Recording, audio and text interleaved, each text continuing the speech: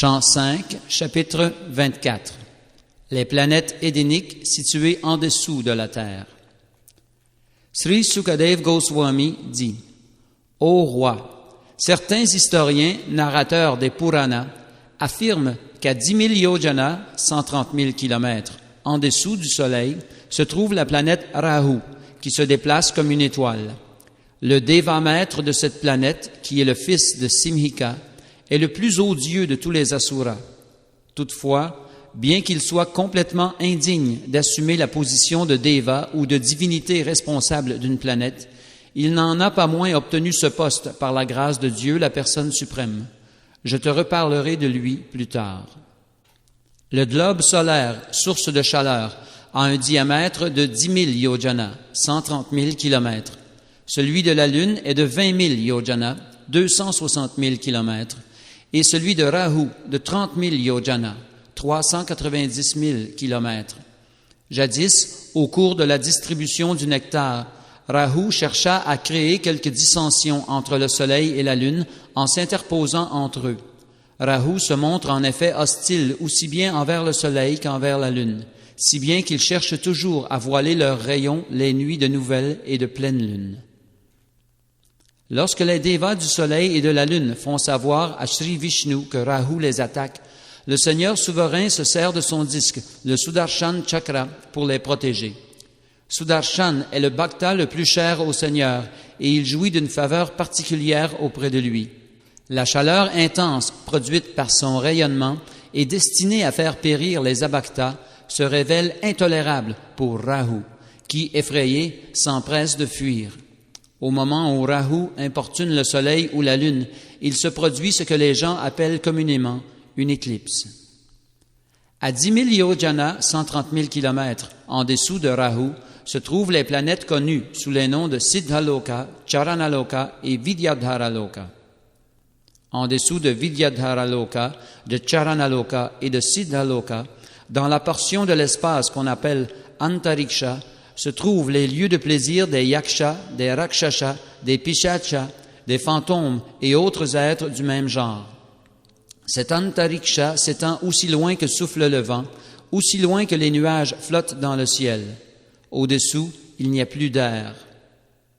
À 100 yojana, 1300 kilomètres, en dessous des demeures des yakshas et des rakshasas, se trouve la planète Terre, dont les limites supérieures ne dépassent pas les hauteurs accessibles dans leur vol aux cygnes, aux vautours, aux aigles et autres grands oiseaux.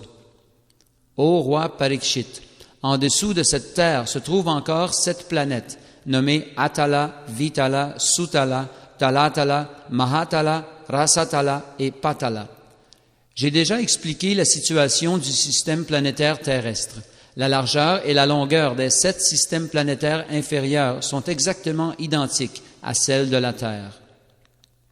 Sur ces 7 systèmes planétaires, également connus en tant que royaumes édéniques subterrestres, Bila Svarga, se trouvent de magnifiques demeures, jardins et lieux de délices, plus splendides même que ceux des planètes supérieures, car les Asuras jouissent des plaisirs des sens, des richesses et des différents pouvoirs à un degré très élevé. La plupart des habitants de ces planètes, les Daityas, les Danavas et les Nagas, mènent une vie de famille. Leurs femmes, leurs enfants, leurs amis et leur entourage sont tous plongés dans l'illusion du bonheur matériel.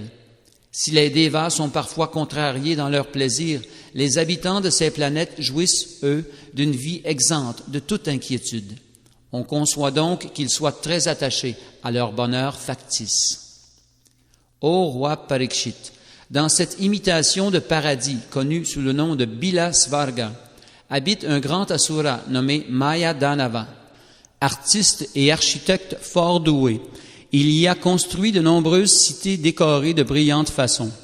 On y trouve d'innombrables palais, des murailles, des portes, des salles de réunion, des temples avec des cours et des dépendances, des jardins et des hôtels servant de résidence aux étrangers. Les palais des dirigeants de ces planètes sont construits avec les joyaux les plus précieux.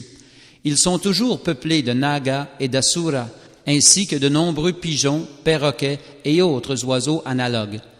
Dans l'ensemble, ces imitations de villes célestes sont merveilleusement agencées et ornées de façon fort attrayante. Les parcs et les jardins de ces Édens illusoires surpassent en beauté ceux des planètes édéniques supérieures.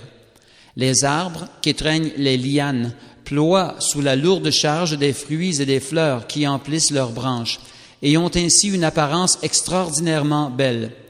N'importe qui serait attiré par le charme qui s'en dégage et aurait le mental inondé de plaisir des sens.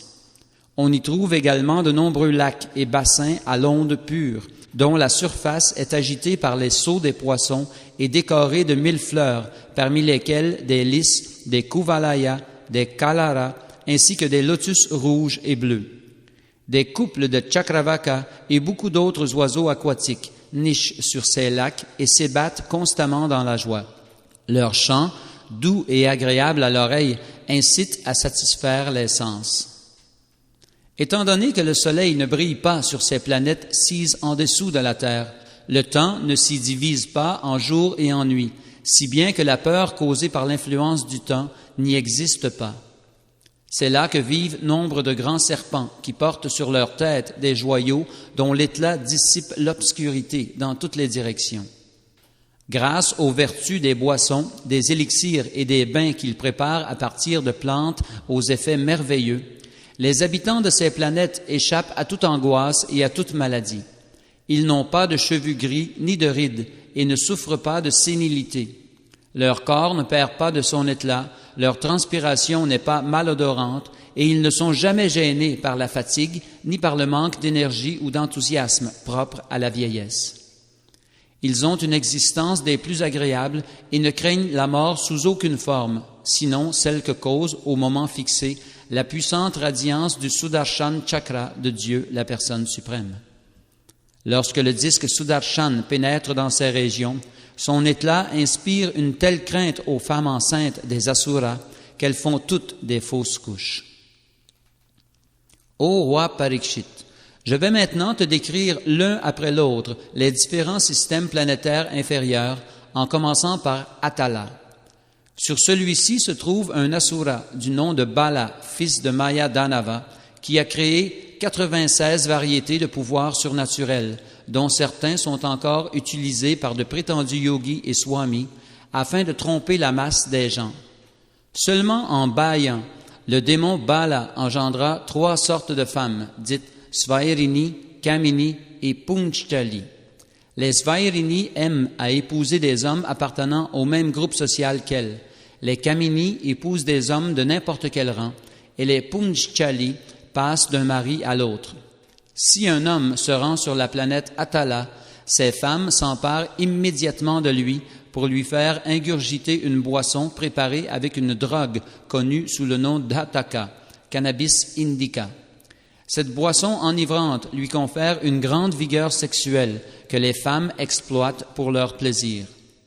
L'une d'entre elles le charme alors par des regards doucereux, des paroles enjôleuses, des sourires amoureux, puis par des étreintes. Elle l'amène ainsi à jouir avec elle des plaisirs de la chair jusqu'à ce qu'elle soit entièrement satisfaite. Du fait de l'accroissement de sa puissance sexuelle, l'homme se croit plus fort que 10 000 éléphants et pense avoir atteint la perfection. Plein d'illusions et ivre d'orgueil, il se prend pour Dieu, ignorant la mort qui le guette. En dessous d'Atala vient ensuite Vitala, où Shiva, connu comme le maître des mines d'or, vit avec ses compagnons, les spectres et autres êtres fantomatiques. Shiva, en tant que père de la population universelle, s'unit à Bhavani, la mère, pour engendrer les êtres vivants, et le mélange de leurs sécrétions sexuelles donne naissance à la rivière Ataki. Lorsque le feu, attisé par le vent, boit l'eau de cette rivière, il grésille et rejette le liquide en sifflant, produisant ainsi de l'or appelé Ataka. Les Asuras qui vivent sur cette planète avec leurs femmes se parent de divers ornements fabriqués avec cet or, et tous vivent ainsi très heureux.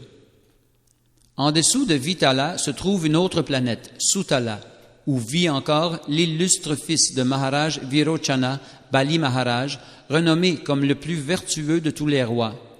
Pour le bien d'Indra, le roi des cieux, Vishnu apparut sous la forme d'un brahmachari nain, fils d'Aditi. Il mystifia Bali Maharaj en ne lui demandant que 3 enjambées de terrain et s'empara en fait des 3 mondes. Très satisfait de ce que Bali Maharaj lui ait ainsi cédé tous ses biens, le Seigneur lui restitua son royaume et le rendit plus riche encore que le roi Indra. Aujourd'hui encore, Bali Maharaj continue d'adorer et de servir avec dévotion le Seigneur souverain sur la planète Sutala. Ô roi Parikshit, Bali Maharaj fit don de toutes ses possessions au Seigneur suprême Vamanadev, mais il ne faudrait surtout pas en conclure que les richesses matérielles dont il jouit à Bilasvarga sont le fruit de sa nature charitable. Dieu, la personne souveraine, source de vie pour tous les êtres, habite le cœur de chacun en tant que l'âme suprême, son ami, et c'est suivant ses directives que l'être distinct connaît plaisir et souffrance dans l'univers matériel. Appréciant grandement les qualités divines du Seigneur, Bali Maharaj offrit tout ce qu'il possédait à ses pieds pareil au lotus. Cependant, son but n'était pas d'en tirer le moindre profit matériel, mais bien de devenir un pur bhakta. La porte de la libération s'ouvre automatiquement pour un pur dévot du Seigneur. Il ne faut donc pas croire que Bali Maharaj obtint tant de richesses matérielles du fait de son esprit charitable. En effet, quiconque devient un pur bhakta et développe son amour pour Dieu peut, par la volonté du Seigneur suprême, jouir d'une condition matérielle appréciable. Néanmoins, il ne faut pas commettre l'erreur de penser que le service de dévotion aboutit à l'opulence matérielle. Son véritable fruit consiste dans l'éveil et le développement du pur amour pour Dieu, amour qui persiste en toutes circonstances. Si une personne qui est tourmentée par la faim, qui tombe ou qui trébuche, chante délibérément ou non le saint nom du Seigneur, ne serait-ce qu'une seule fois, elle se trouve aussitôt libérée des suites de ses actes passés. Les karmis, assujettis à leurs actes matériels, doivent au contraire affronter de nombreuses difficultés sur la voie de l'Ashtanga Yoga et dans d'autres pratiques visant à ce même résultat.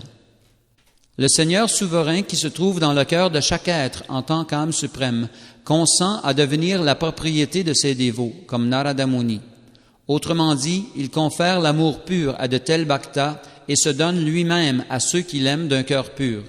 D'illustres yogis, âmes réalisées comme les 4 Kumaras, puisent également une grande félicité spirituelle en percevant l'âme suprême sise en eux. La personne suprême n'accorda pas sa miséricorde à Bali Maharaj en lui conférant l'opulence et le bonheur matériel, car ceux-ci font oublier le service d'amour qu'on lui offre. Les prospérités matérielles contribuent en effet à détourner de Dieu notre mental. Ne voyant aucun autre moyen d'arracher toutes ses possessions à Bali Maharaj, le Seigneur souverain se présenta à lui comme un mendiant, et grâce à ce subterfuge, il lui enleva les 3 mondes. Il ne restait plus au roi que son corps, mais le Seigneur n'était pas encore satisfait. Il arrêta Bali Maharaj, l'attacha avec les cordes de Varuna et le jeta dans une caverne de montagne. Cependant, bien que tout lui eût été enlevé et qu'il fût ainsi emprisonné, Bali Maharaj était un si grand bhakta qu'il prononça les paroles suivantes. Il dit, « Hélas, n'est-il pas déplorable que Indra, le monarque des cieux, en dépit de sa remarquable érudition et de sa grande puissance, et bien qu'il ait choisi Brihaspati comme premier ministre afin qu'il l'instruise, ignore tout du progrès spirituel? Brihaspati lui-même manque d'intelligence, car il n'a pas instruit comme il convient son disciple Indra. Lorsque Vamanadev se présenta à sa porte, plutôt que de l'implorer de le laisser prendre part à son service d'amour divin, le roi Indra se servit de lui pour me demander une aumône en vue d'obtenir les 3 mondes pour la satisfaction de ses sens. Or, la souveraineté sur les 3 mondes est bien insignifiante, car toute possession matérielle ne dure au plus qu'un âge de Manu, ce qui ne représente qu'une fraction infime du temps infini. Mon grand-père, Prahlad Maharaj, est le seul à avoir eu conscience de son intérêt véritable. Après la mort d'Hiranyakashipu, le père de Prahlad, Sri Nrsingadev voulut offrir à celui-ci le royaume de son père et même lui accorder la libération du joug de la matière. Mais Prahlad n'accepta aucune de ces 2 bénédictions. La libération et la prospérité matérielle, songea-t-il, entravent le service de dévotion, de telle sorte que ces présents du Seigneur souverain ne constituent pas sa vraie miséricorde. En conséquence, plutôt que d'accepter les fruits du karma et du jnana, Prahlad Maharaj pria le Seigneur de simplement pouvoir se faire le serviteur de son serviteur.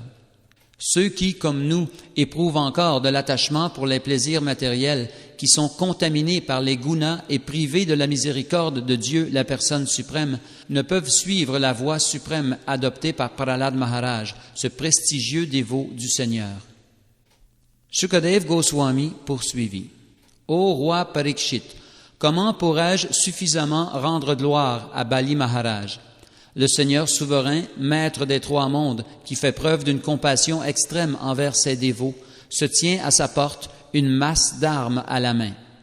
Lorsque Ravana, le puissant Asura, vint s'attaquer à Bali Maharaj, Vamanadev l'envoya d'un coup de son gros orteil à une distance de 130 000 kilomètres. Je décrirai plus tard, dans le 8e chant, la personnalité et les actes de Bali Maharaj. En dessous de Sutala se trouve une autre planète, du nom de Talatala, que gouverne le démon Maya. Ce prince des Danavas est le maître, Acharya, de tous les magiciens, Mayavi, capable d'invoquer les puissances de la sorcellerie. Pour le bien des trois mondes, Shiva, qu'on appelle aussi Tripurari, incendia un jour les trois royaumes de Maya. Mais plus tard, satisfait de lui, il les lui rendit. Depuis ce temps, Maya Danava jouit de la protection de Shiva, si bien qu'il s'imagine ne pas devoir redouter le Sudarshan Chakra du Seigneur souverain. Le système planétaire situé en dessous de Talatala est dénommé Mahatala. Il abrite des serpents aux nombreuses têtes, descendants de Kadru, qui sont toujours pleins de fureur. Les principaux sont Kuhaka, Takshaka, Kaliya et Sushena. Ces serpents redoutent sans cesse les attaques de Garuda, la monture de Sri Vishnu. Pourtant, malgré leur angoisse profonde, certains d'entre eux folâtrent en compagnie de leurs femmes, de leurs enfants, de leurs amis et de leurs proches. En dessous de Mahatala se trouve le système planétaire de Rasatala, qui sert de résidence aux fils démoniaques de Diti et de Danu, appelés Pani, Nivata Kavacha, Kaleya et Hiranyapuravasi, ceux qui vivent à Hiranyapura.